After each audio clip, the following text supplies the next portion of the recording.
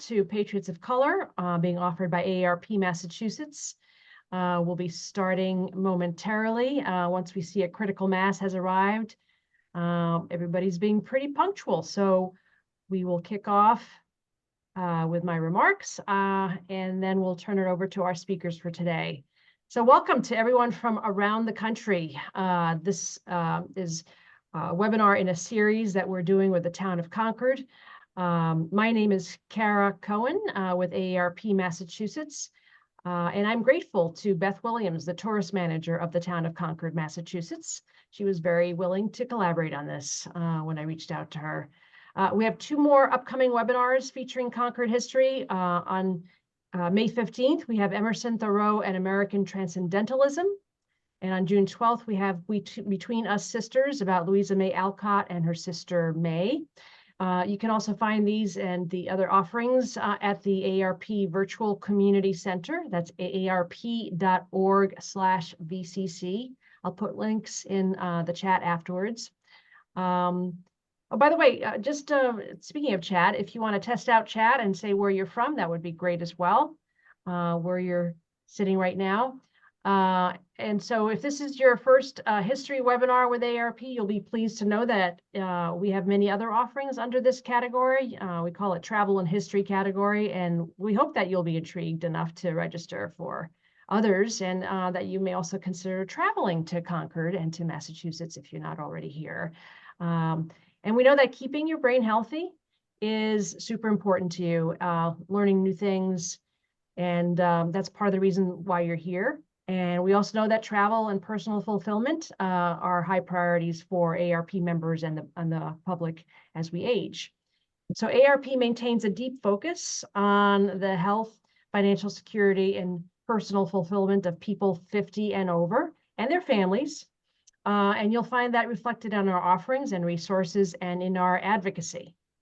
So right now in every state and all over the country, and across to the United States Capitol, we're advocating for issues that affect you most. And we're fighting to protect your hard-earned Medicare and Social Security benefits. And we're urging Congress to lower prescription drug prices, support family caregivers, and stop scams and shut down fraud too. And we're making a big difference. We're taking on Big Pharma and winning. Medicare is now able to negotiate for lower prices on some prescription drugs, and insulin copays are capped at $35 a month. We're also fighting any proposed cuts to Social Security. You've worked hard to save for retirement. It's your money, and you deserve to keep every cent of it. We'll keep fighting to protect your interests here in Massachusetts and across the country. You will want to bookmark the AARP Massachusetts state page if you haven't already. It's aarp.org/MA. We post about all of our events. We just had our volunteer conference last week, and you can follow from anywhere in the country to see what your state office is doing by going to aarp.org/local. So this will help you stay informed. So for today, as you think of questions that you want to ask our speakers, please place them in the Q&A section. That's the Q&A section. And we will get to as many of your questions as possible before the hour is up. And after today, in about 3 business days, the recording will be sent to you. There will also be a brief survey that we hope you will take time to complete. It's always helpful to get feedback. So now on to today's presenters. We've got Richard Picaretto and Joe Palumbo. Richard Picaretto is a cultural site interpreter for the trustees of reservations at the Old Manse in Concord, Massachusetts. He's a visitor center tour guide for the Town of Concord and is a membership development coordinator for the Thoreau Society. Joe Palumbo was born and raised in Concord and is an interpreter and tour guide focused on sharing the well-known and lesser-known local narratives. And he serves as the Concord 250 Events Committee co-chair, or chair, and he's the co-chair of the Town DEI Commission and a board member at the Robbins House. So let's get started with today's webinar. We will have time for questions in about 45 minutes before the hour together is up. And Richard will get this going with his slides that he had up. Richard, it's all you now. Thanks. All right, thanks, Car. 2 weeks ago, we celebrated Patriots Day here in Concord, Massachusetts. Reenactors mustered and marched through the pre-dawn hours from surrounding towns, just as they did in response to the alarm on April 19, 1775. Volleys of musket fire, huzzas, and blasts of cannon rattled the windows of the historic Old Manse, the Witness House, which overlooks the North Bridge battleground, all on land that the First Nations here once called Musketaquid. The day culminated in the annual parade and ended in the establishments and taverns around town. Patriots Day marks the beginning of our busy tourist season here in Concord.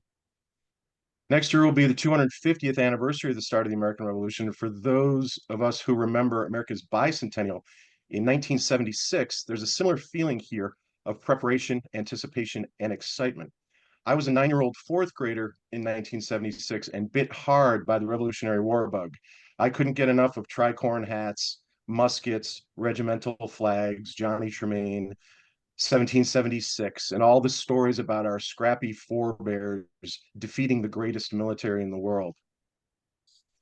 Those new to me iconic images and stoic narratives were by that time long established in our collective American memory. 50 years later, however, my enthusiasm is more nuanced. In 1976, it was unlikely my African American and Native American classmates were identifying with Revolutionary War heroes the way I was. They weren't seeing images of or learning about the heroism of their forebears, people who looked like they did.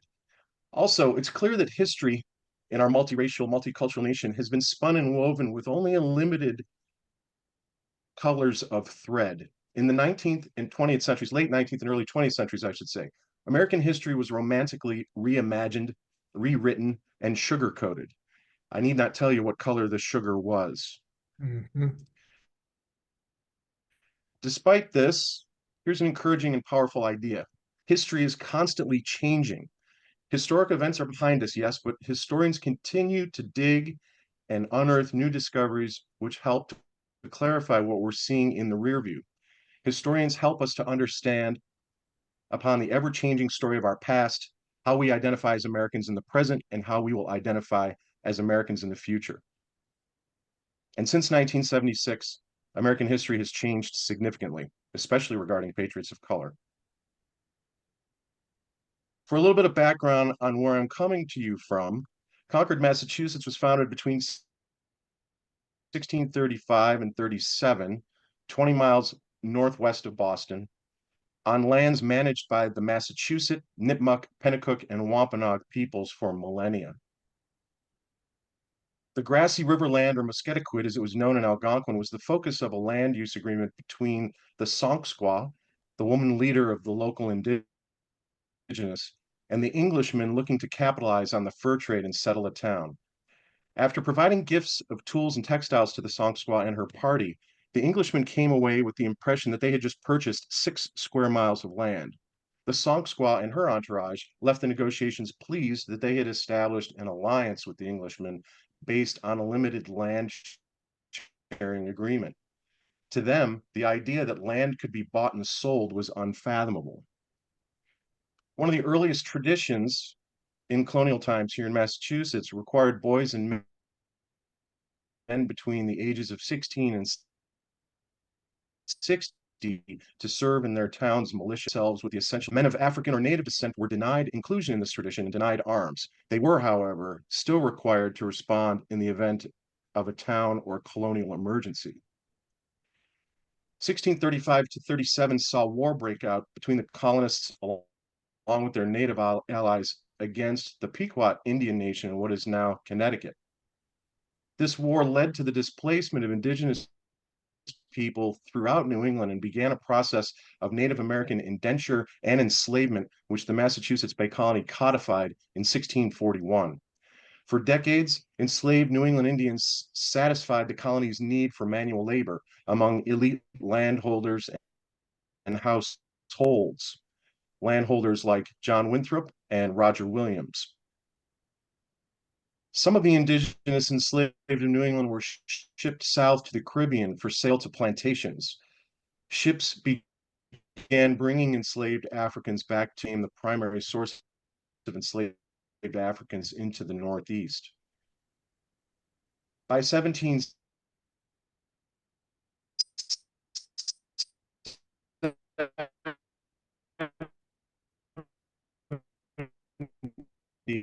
there were about 500,000 African Americans in the colony.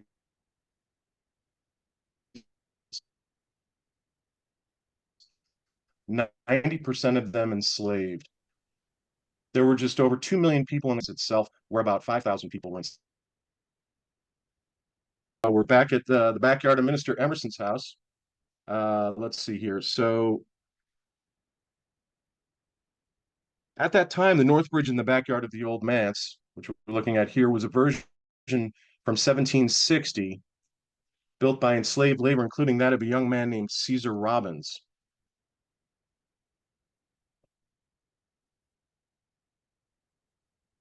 Caesar went on to fight in both the French and Indian and Revolutionary Wars, and he too made his way to Fort Ticonderoga in New York in 1776, along with Minister Emerson, and he may have been at the bridge fight in 1775.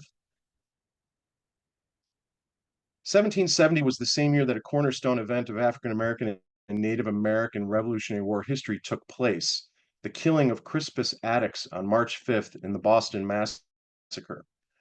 Attucks was a man of both African and Indigenous descent from Framingham, Massachusetts, who worked on board ships as a stevedore. His status as a free man, or possibly as an individual who escaped from his enslaver, is still debated by historians. Paul Revere's widely publicized engraving of the Boston Massacre quickly became iconic. However, we see no mortally wounded Wampanoag African American in this image. Some 80 years later, we see another version of this event by W.L. Champney, another from 1943, and in 1973, an even more dramatic depiction. Each image draws on our emotions as we attempt to imagine what actually took place at that pivotal event. In 1773, Sons of Liberty disguised as Indians dumped tea from 3 ships into Boston Harbor in protest of the tea monopoly held by the British East India Tea Company.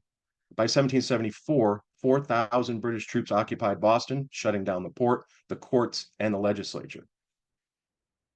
In 1774, Solomon Wahanwan Wami, a community leader of the Christianized Stockbridge Mohican Indians of Western Massachusetts, addressed some of the revolutionary leadership of the colony. Brothers, you remember when you first came over the great waters, I was great and you was very little. I then took you in for a friend and kept you under my arms so that one time you would not be injured. But since then, our conditions are changed. You are become great and tall, and I am become small. Now you take care of me, and I look to you for protection. Solomon continued, promising, wherever you go, we will be by your side. Our bones shall die with yours. We are determined never to be at peace with the redcoats while you and they are at variance. The response to Solomon from the congressional delegates included, your engaging in this cause discovers not only your attachment to your liberties, but furnishes us with an evidence of your gratitude, abundant proof of your fidelity, and shall depend your firm and steady attachment to the cause that you have engaged in. By 1775, the Reverend William Emerson decried to his congregation from the pulpit of the First Parish Church in Concord that the colonies might very well be entirely enslaved through the baseness and corruption of a most abandoned ministry, meaning Britain's Parliament. What Minister Emerson feared for his congregation was being imposed on the people working in his home. On the eve of the war, racial paranoia was palpable in Concord and elsewhere around Boston. Fear of an opportunistic revolt of enslaved people in Massachusetts was ever present and exacerbated by the presence of Thomas Nichols, described as a, quote, free Negro of Natick awaiting trial in the Concord jail. His crime? Enticing servants and enslaved to desert the services of their masters. Abigail Adams, also reported to her husband John that in Quincy, Massachusetts, a similar dread was moving through that community. And in Framingham, Massachusetts, it was reported that there was a, quote, anxious suspense among those left behind on the morning of April 19th. Women and children brought axes, pitchforks, and clubs into their homes and hid behind locked doors after the men and their families left to march to Concord. They feared that enslaved individuals might rise up violently in the absence of the town's younger men. The men marching from Framingham that morning included a black trumpeter, possibly as young as 9, who spread the alarm through blasts of his trumpet. Historians differ on whether 9-year-old Abel Benson was that trumpeter or whether it was his father, William. In either case, it turns out William and Abel were the brother and nephew of Frank Benson, the man who worked for William Emerson at the Old Manse. Paul Revere rode out of Charlestown, Massachusetts on the night of April 18th, 1775, toward Lexington, Massachusetts, to alert the towns en route to Concord and to warn John Hancock and Sam Adams that they were under threat of arrest in Lexington.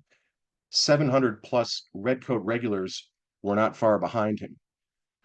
Revere was one of several riders that night, part of a network of his own making. Another was Wentworth Cheswell, a free man of New Market, New Hampshire, who rode from Boston through the North Shore onto Portsmouth, New Hampshire, bringing the alarm to towns along the way. Cheswell would later serve at Saratoga in Colonel John Langdon's company of light horse volunteers. Also from New Hampshire, it is noted that during the war, Prince Whipple served his enslaver, General William Whipple, with an implied promise of freedom at the battles of Saratoga and Rhode Island. But Prince was not immediately set free as promised. In 1779, he, among 19 enslaved Portsmouth, New Hampshire men, petitioned the New Hampshire General Assembly for freedom. Their petition was denied. Prince was finally manumitted or legally freed in 1905, not long after his death, Prince Whipple was recognized by local veterans as New Hampshire's foremost, if not only, colored representative in the War for Independence. But it turns out at least 180 African Americans from New Hampshire, almost 1/3 of the state's enslaved population at the time, served in the American Revolution. American Revolutionary War history has changed considerably since 1905. The person who fired the single shot that rang out at Lexington Green at dawn on April 19th, 1775, remains unknown to this day. The Redcoats arrived on Lexington Green and demanded that the 80-plus damned rebels standing their ground drop their guns and disperse. A single gunshot from an unknown shooter set off a volley from the British regulars that killed 8 local men and wounded others. The Redcoats marched on unscathed. One of the wounded was Prince Estabrook, an enslaved man who mustered alongside his white neighbors early that morning. Though prohibited from formally training with the militia beforehand, he stood as a part of the second group of militiamen who returned to the Green later that morning, following the dismissal of the first, who gathered and lingered earlier in uncertainty. The artistic impressions we have of this event do not include the image of a black man shot in the shoulder. Whether consciously or left out of the picture, it was in the early 2000s that Prince Estabrook's story became more widely shared. And by 2008, a memorial plaque and stone was dedicated to him just outside Buckman Tavern in Lexington.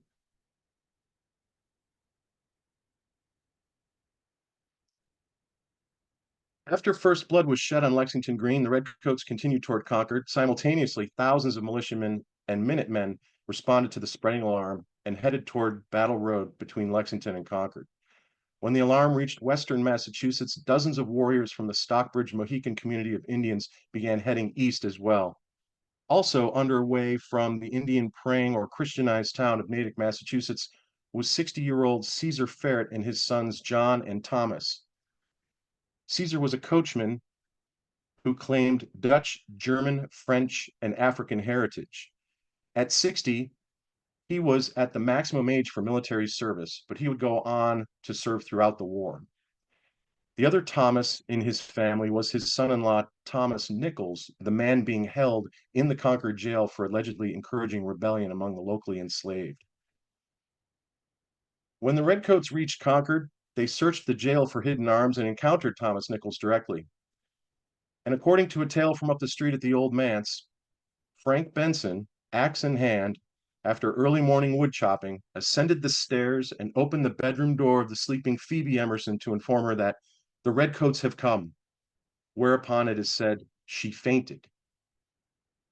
This incredulous story is an example of the kind of spin given to these tales generations later, as well as an example of the slave uprising paranoia palpable that day. Shots were fired back and forth over the North Bridge about 9:30 between 400 of our local militia and Minutemen and 100 Redcoats. This second bloodshed of the day left 2 locals and 3 Redcoats dead. The war was on.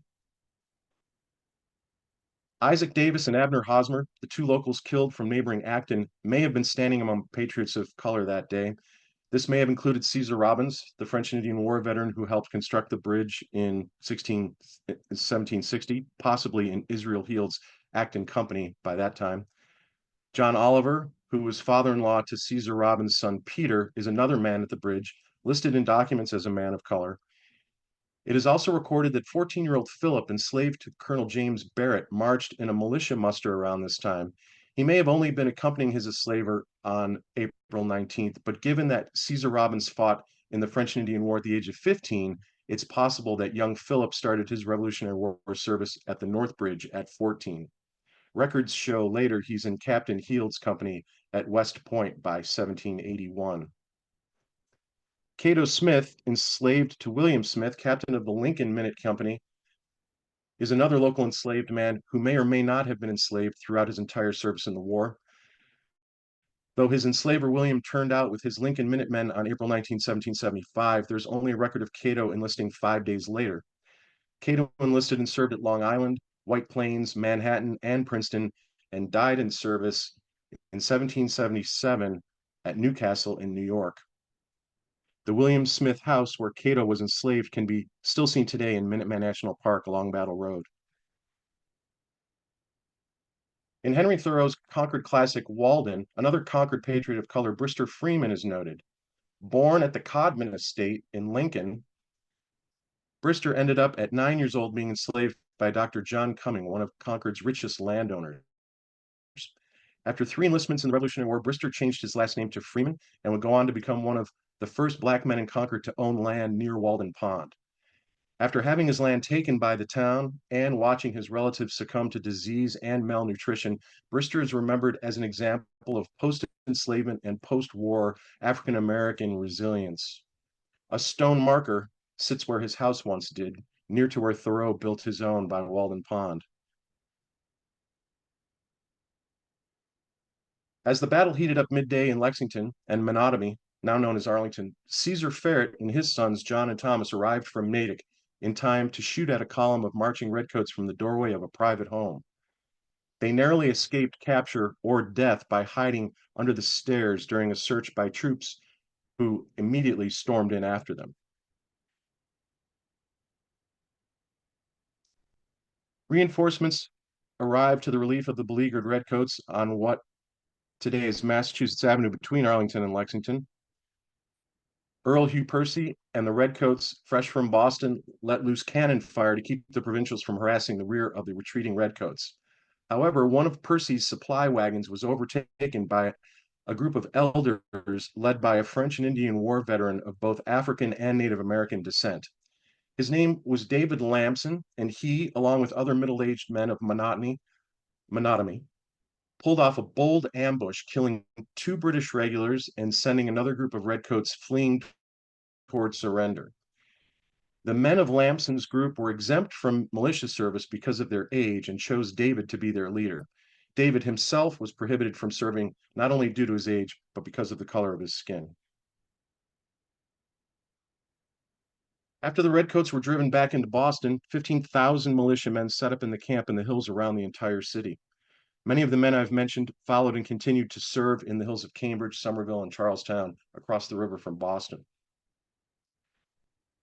The next month, on May 10, 1775, Ethan Allen and the Green Mountain Boys, along with Benedict Arnold and Stockbridge Indian warriors, surprised the redcoats at Fort Ticonderoga in New York State and captured cannon, which were brought back to Boston.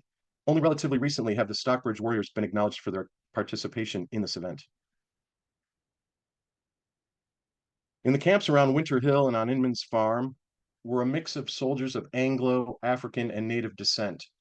William Emerson was there serving as a chaplain and rode home to Concord. Last Saturday, visited the camp, or rather the wigwams of the Indians, who are under the care and government of Colonel Patterson. I had a pleasure of sitting down with them at a fine mess of clams cooked and eaten in true, genuine Indian taste. I wish you had been there to see how generously they put their fingers into the dish and picked out some of the largest clams to give me, and with what a gust I ate them. Be sure it is the greatest diversion I have had since I've been in camp. While there, the Stockbridge built fortifications, conducted ambushes, and went out on patrols. There are reports that 2 Stockbridge Indians killed 4 British regulars, and in what is obviously an exaggerated report from American General Horatio Gates, the Stockbridge Indians have ambushed a party of ministerial army and killed 2 officers and some 60 men. In another incident, British barges coming up the Charles River were immediately reversed after coming under a shower of Stockbridge arrows that killed 1 redcoat and wounded 3. On June 16, 1775, 1,200 men under the command of General Artemus Ward moved to occupy Breed's Hill underneath Bunker Hill in Charlestown. Battle raged as the British warships bombarded Charlestown into flames while columns of redcoats marched ashore. A 15-year-old fifer who had walked south from Portland, Maine, named John Greenwood, came upon the outskirts of the battle and was terrified to see the dying and injured coming off the hill. He noted in his journal that his courage was bolstered by seeing a black patriot with a graze wound to his neck. The soldier was retreating to have the wound packed with plaster before heading back to the battlefield. The redcoats were initially mowed down by fire from the provincial's high ground, as well as from a fortified rail fence. That is until their ammunition ran out. Connecticut Captain John Durkee's men held the rail fence against 2 British assaults. We don't see them represented in this rendering, but among his men were Pequots and Mohegans from the Norwich, New London area. Jonathan Ockham, 50, brother of Mohegan missionary Samson Ockham. Others included John Ashbow and Samuel Ashbow, who himself was killed that day at the rail fence. Simon Choi Choi, Peter Tukumwas, and Noah Uncas were among the Indian fighters that day. Besides the Connecticut warriors at Bunker Hill, there was Ebenezer Ephraim, a 27-year-old Hassanamisco Nipmuc from Worcester. There's 20-year-old Joseph Poganet, a Mashpee Wampanoag from Natick, Nipmuc Abraham Ephraim of Hopkinton, and John Chewin of Worcester County. There was also Stockbridge warrior Abraham Nauman Pantonki, who was also killed at Bunker Hill. More than half of the New England Indians who served at Bunker Hill died during the war, either of disease or in combat. Barzillai Chew of Chelmsford, Massachusetts, a fifer who had served in the French and Indian War, and then went on to buy the freedom of his wife-to-be from her enslaver in Lexington, served at Bunker Hill. To boost the morale of the fighters on the hill that day, Lou played "There's Nothing Makes the British Run Like Yankee Doodle Dandy." As the battle proceeded uphill toward the redoubt, the dug-in fortifications around which hand-to-hand combat would eventually take place, Breed's Hill would become a hallowed ground of heroic last stands. In Trumbull's painting, you can find 2 men of color here.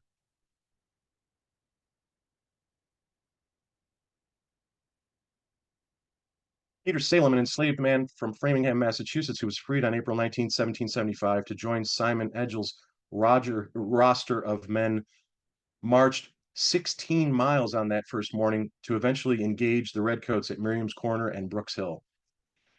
The officer he fought against on April 19th at Brooks Hill, Major John Pitcairn, was the officer he would go on to kill on June 17th at Bunker Hill. Peter Salem went on to fight at Saratoga, Monmouth, and Stony Point. Salem Poor, credited with mortally wounding British Lieutenant Colonel James Abercrombie at Bunker Hill, fought so gallantly that 14 of his fellow soldiers, 2 officers included, petitioned the Massachusetts General Court that We declare that a Negro man called Salem Poor of Colonel Fry's regiment, Captain Ames' company, in the late Battle of Charlestown, behaved like an experienced officer as well as an excellent soldier. To set forth particulars of his conduct would be tedious. We would only beg leave to say, in the person of this Negro centers a brave and gallant soldier. Though he received commendation, there is no evidence that Poor ever received a reward. In a speech given at the Old South Meeting House in Boston in 2014, James Oliver Horton, professor emeritus of the George Washington University, noted the groundbreaking work of George Quintal, a historian whose over 30 years of pension research on patriots of color laid the foundation for the National Park Service's project to recognize patriots of color nationwide. Professor Horton noted, when I was studying American Revolution in undergraduate and graduate schools, they talked about blacks. They mentioned, and they did mention a few. We always believed that at a battle like Bunker Hill, there were 12, 15 maybe African Americans. Professor Horton continued, he, George Quintal, has forced us to think about what we think about the American Revolutionary War, to revise what we think about those things that brought our country into existence and those people who did it. What is the history of America? What does it mean to be an American? Who has been an American? You know, until the middle of the 20th century, it was not unusual for people, even historians, to consider and to say even publicly, America is a white man's country. Even by the time we got to the late 20th century, it was not unusual to talk about the contributions of African Americans to America, the contributions of Native Americans to America.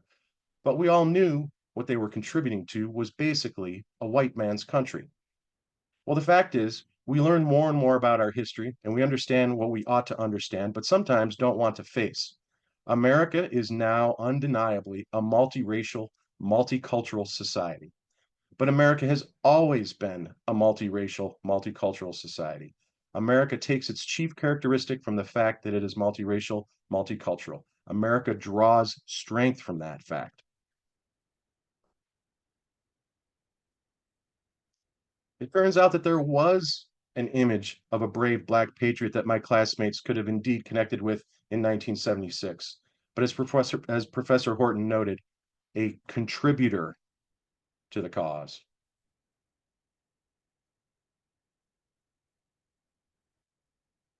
The 12, 15 African and Native Americans Professor Horton spoke about are now estimated at 40 to 50 along Battle Road on April 19th and over 100 at Bunker Hill on June 17th, 1775, based on the research of George Quintal.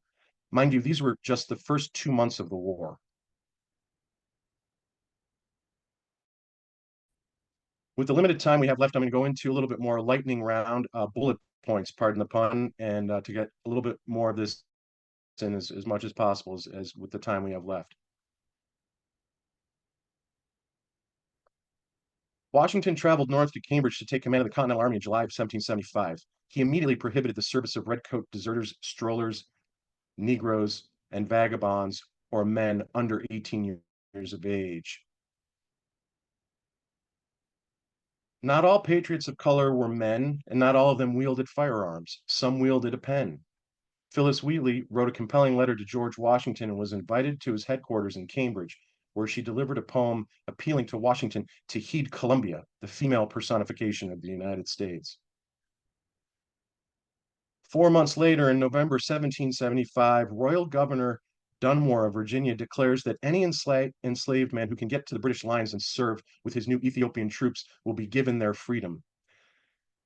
The men are provided uniforms with slogans, and it is estimated that some 20,000 plus enslaved men at some point or another escaped enslavement to serve in the British Army. As Shirley L. Green, author of the 2023 book Revolutionary Blacks, noted in a recent lecture, if you were enslaved, you wanted freedom. There was no guarantee of freedom through service to the Continental Army, so it was more common for enslaved men to potentially cross over and even join the British Army, even if they had previously served in the Continental. It would be foolish to ascribe the idealistic Enlightenment principles of Locke and Rousseau to those living a starvation and subsistence level. The pay, clothing, and food was likely better on the British side, and freedom was guaranteed.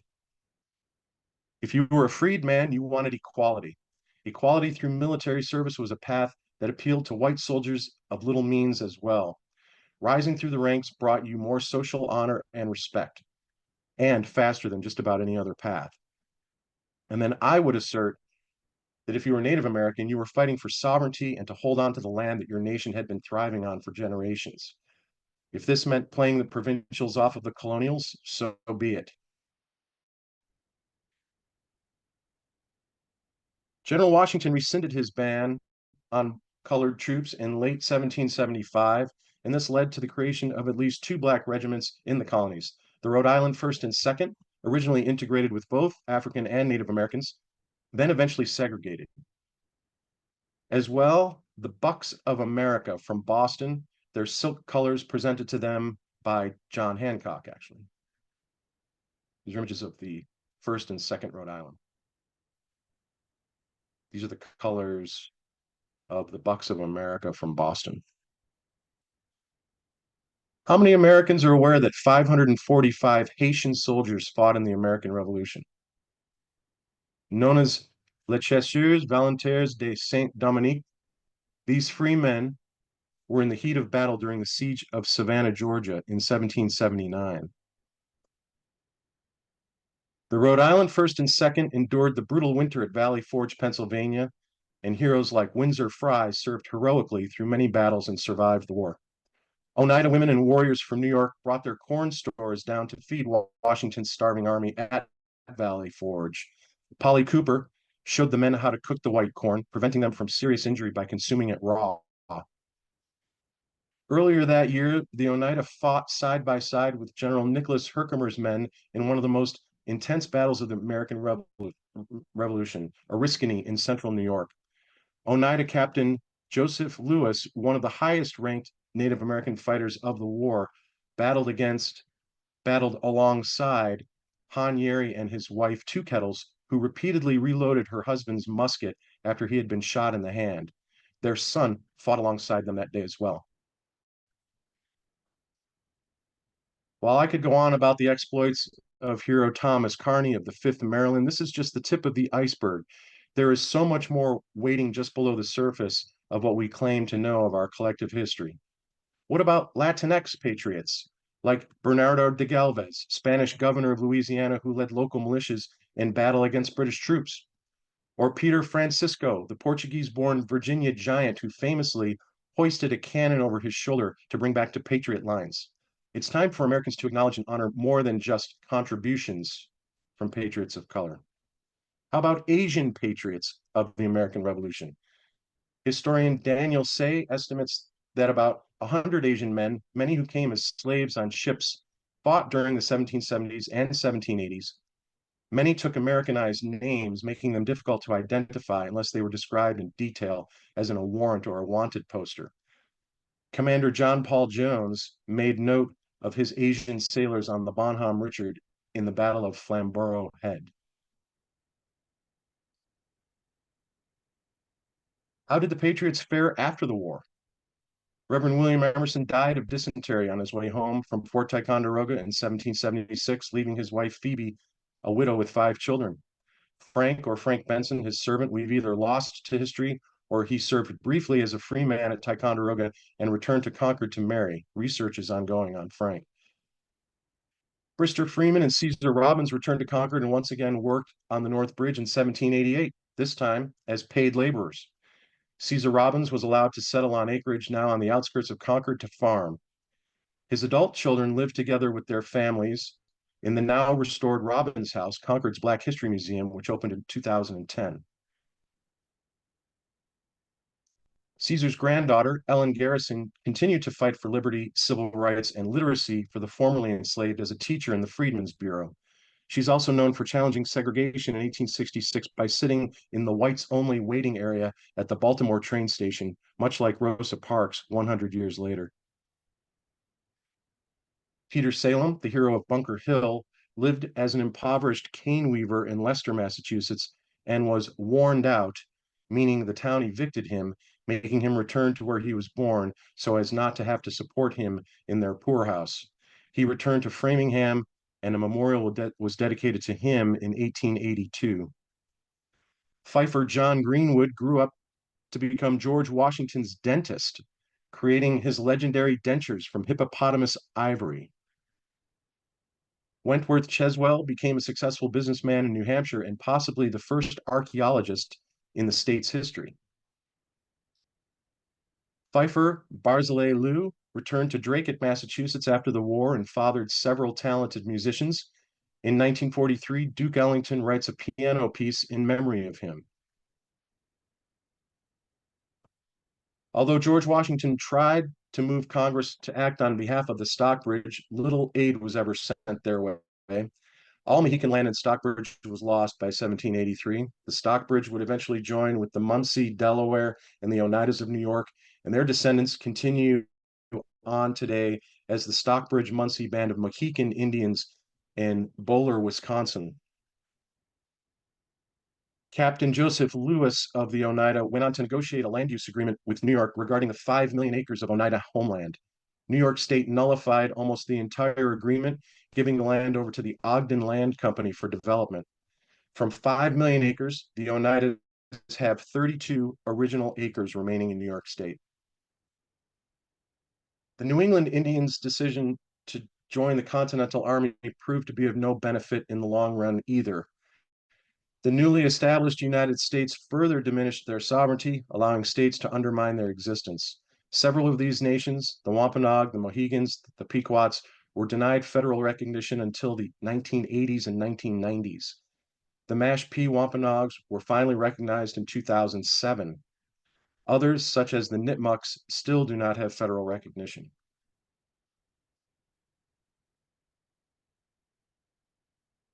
In closing, some thoughts mixed with some words from Patriots of Color from George Quintal. This report is definitely not the final word on the matter, but for the people who possessed such dignity of purpose, a role of honor has now been established. The memory of these people deserves no less.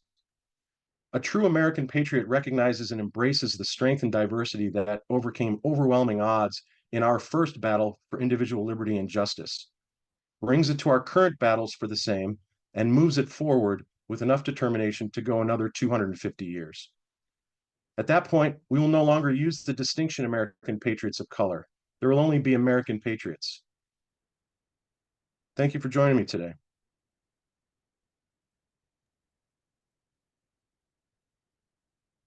Well, very good. I think that you've given us a lot to chew on here, a lot to want to learn more about. And we have a couple of questions. At this point, if you wanted, we can try to have you come on camera and see how it goes, just so that it's a little more interactive. Sure. But there's a lot of history buffs on, and people who are pursuing writing history as well.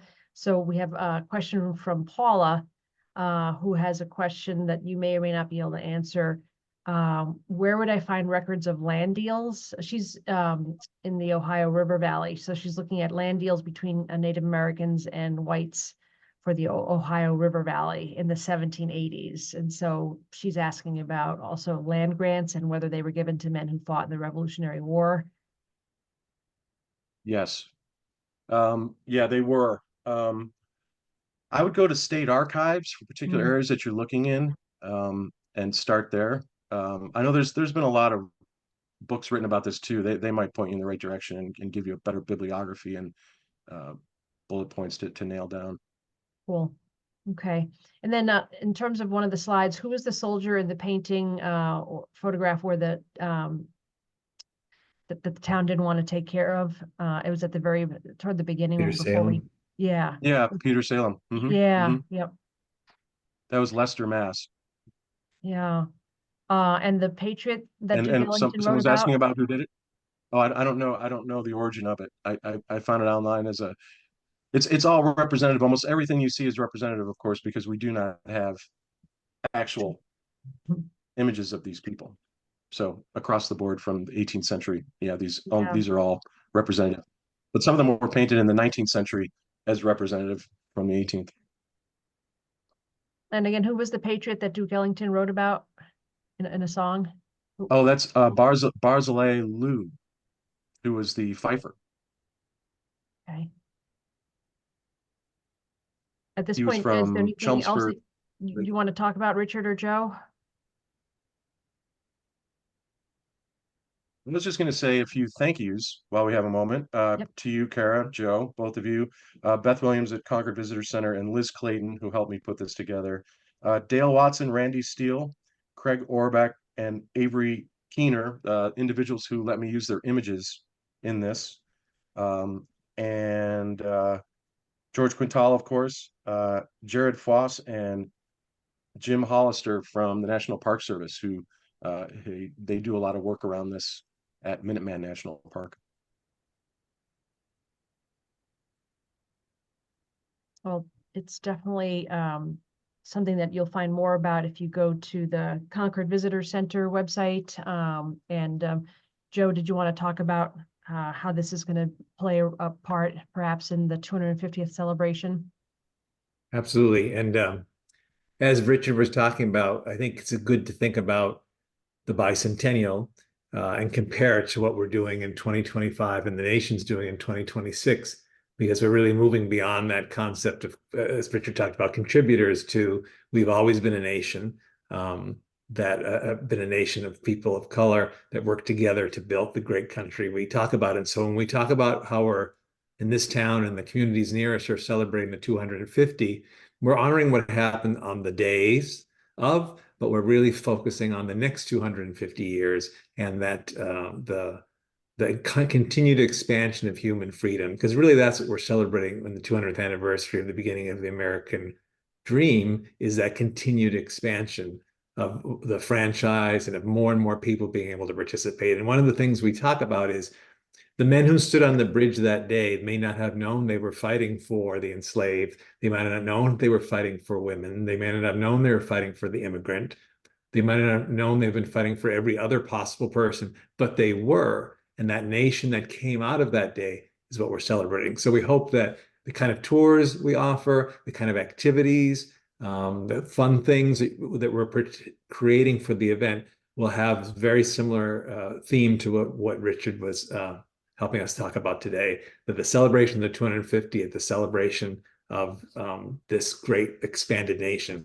And I think we often, our leader, our chair reminds us, like, when the folks who are going to come to this celebration in 2025 may look different than they did in 1775, because we've become increasingly more diverse and wonderful.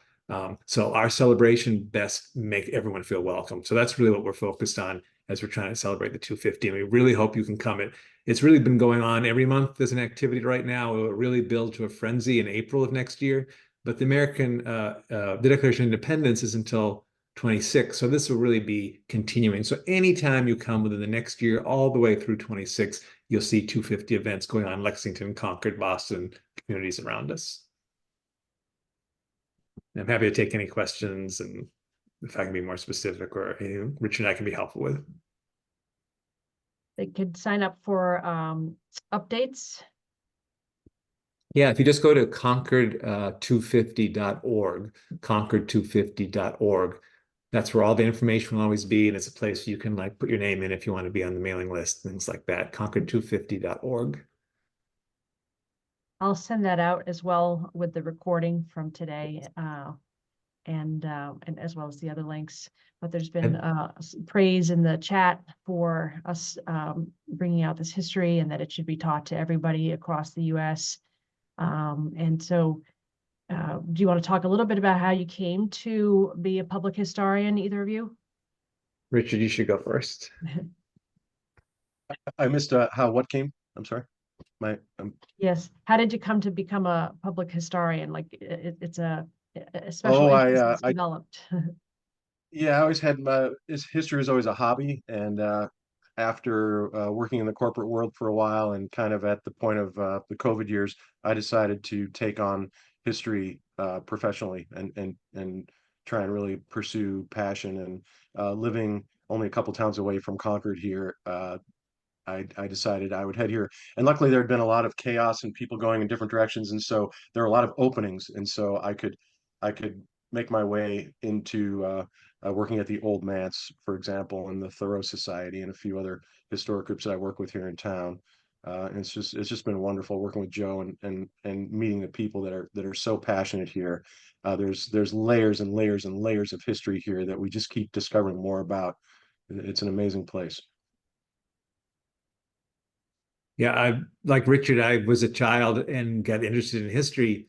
I grew up in Concord, and then I became a teacher, and I worked for many years in education. And now that I'm semi-retired, like Richard, I thought, oh, I should start. I was a tour guide when I was a kid. That should be fun. And the most amazing thing is this is all information that we didn't get taught, that we didn't know about. So it's a brand new. It's learning all the time, which we all know is like the best part of being over 50 is your brain is constantly getting to learn new stuff. So it's been a great way to see history in a way that we certainly weren't taught, and bring it in to new audiences. So that's how I got back into it, I guess.